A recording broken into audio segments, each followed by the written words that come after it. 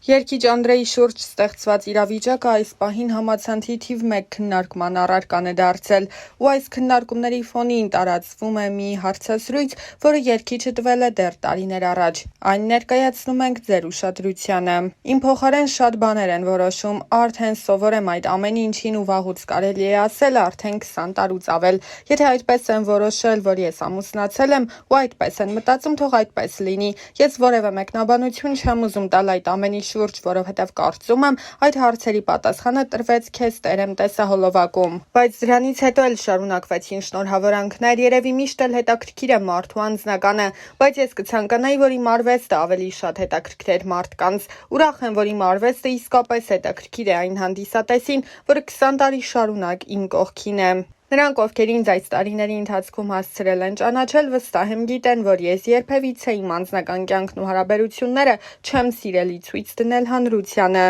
Բոլորին հետաքրքրող ցանկացած հարցի պատասխան հենց տեսահոլովակում է, ընդամենը պետք է այն սկզբից մինչև վերջ դիտել, բայց ցավոք այսօր մարդիկ միայն լուսանկարներով են կարծիք կազմում կամ միայն նյութերի վերնագրեր ընթերցելով, չկարդալով ամբողջական նյութն ու չդիտելով տեսանյութը։ Դա նույնն է, ինչ 2 ժամ տևողությամբ հրաշալի ֆիլմը դիտելու փոխարեն միայն մի քանի վայրկյան տևող թիզերը նայեց։ Շատերի կյանքում եղել է նման պատմություն, ես չեմ ցանկանում շատ բաներ բացահայտել, որովհետև պարզապես չեմ ցանկանում։ Չեմ ուզում անդրադառնալ այն ամենին, ինչ եղել է իմ անցյալում, որովհետև այն, ինչ կա իմ ներկայում, ավելի լուսավոր է, ավելի ուրախ ու սիրով լի։ Կան տեսահոլովակներ, որոնք ներկայացնում են իմ կյանքը, որոնց սցենարը հնարված չէ, բայց չեմ ասի, որոնք են դրանք։ Երբ հանրային մարդ ես, ուզած թե չուզած, անձնական կյանքդ հետաքրքիր է բոլորին։ Ինչու տրամաբանական ավարտ չունեցան, պատճառները շատ էին։ Հիասթափություններ, միմյանց չհասկանալ, դավաճանություններ։ Գիտես, ես առհասարակ ընկերություն անելուց երբեք եւ երբևիցե չեմ մտածել,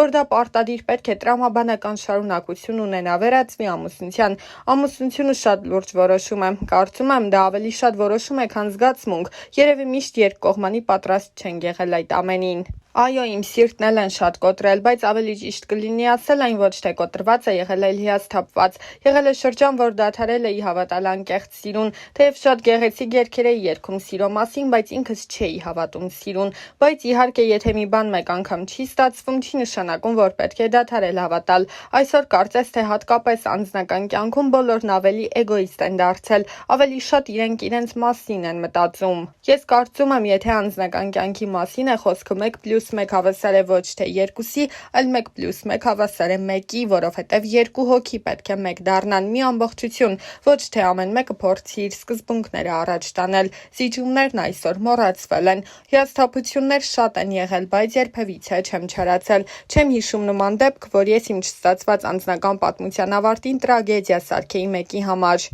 Բայց եղել է դրա հակառակը, երբ նա, ով տվյալ շրջանում կողքիս է եղել, փորձել է կյանքս թունավորել։ Ժամանակի հարցեր ես անգամ պատասխան չէի տալիս եւ այդ ամեն ինչն անցնում ու մոռացվում էր ուղղակի։ Առհասարակ, եթե ես մի բանից հիասթափվում եմ, եթե մի բան կոտրվում է իմ կյանքում, ուրեմն վերջացած է ամեն բան։ Սերը նման է շատ փխրուն մի երևույթի, որը երբ ճաք է տալիս ու փորձում ես վերանորոգել, միևնույնն է, այդ ճաքը միշտ մնում է։ Ըստ իս հենց սկզբից երկու կողմն էլ պետք է ջրեն այդ զգացմունքը, պետք է ջանք թափվի։ Չգիտեմ, երևի շատ եմ արդեն փիլիսոփայում, բայց երբ 16 տարեկանում սիրահարված էի, ես պատրաստ էի ամուսնության։ Ուղղակի տարիքից ելնելով շատ խոչընդոտներ եղան, բայց կյանքում ունեցել եմ նման սեր, որը բոլոր սերերից ամենամեծն է եղել։ Սղճում եմ միայն նրա համար, որ ես այսօր կարող էի ունենալ 21 տարեկան որդի, բայց փաստը մնում է փաստ, որ ես կորցրի նրան։ Միայն դա է, որ ինքս ինձ չեմ ներում, այդ կորուստը ինձ համար ծանր է մինչև այսօր։ Չեմ ուզում ծավալվել ու այդ ամեն ինչը վերհիշել։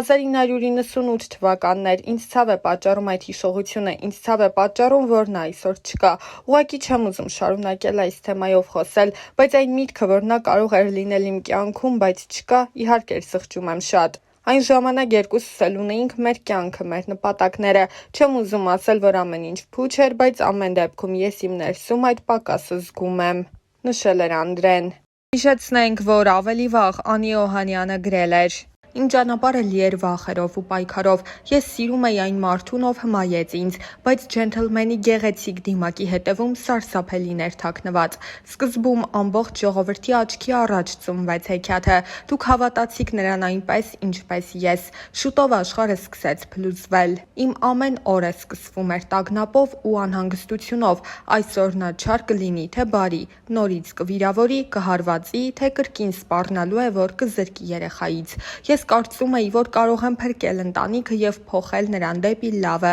սակայն նրա ագրեսիան միայն աճում էր։ Նա չէր գիտակցում, թե որքան ցավ է պատճառում ինձ։ Ես զգում էի, որ հոգիս դանդաղորեն քանդվում է, բայց շարունակում էի հուսալ, որ նա կհասկանա եւ կփոխվի։ Ես հասկացա, որ սերը չպետք է տառապանք բերի, կներես բառը ելք չէ, դա անընդհատ կրկնվում էր։ Այսօր ես համարձակվում եմ խոսել։ Այս ամբողջ ընթացքում ես ստիպված էի ժպտալ տեսախցիկների եւ մարդկանց առջեւ, ցուցադրել երջանկություն այն ժամանակ, երբ ոչ ոք չգիտեր, թե ինչ է կատարվում փակ դռների հետևում։ Այս գրառումը ոչ միայն աղաղակ հոգու, դա կոչ է բոլոր կանանց, ովքեր տառապում են ինձ նման, աղջիկներ, կանայք, մայրեր, դուք արժանի եք սիրո, որը բերում է լույս եւ ոչ թե խավար, նշել էր նա։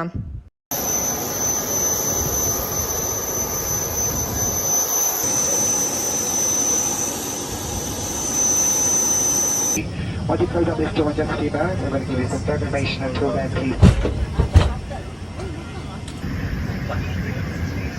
And one more.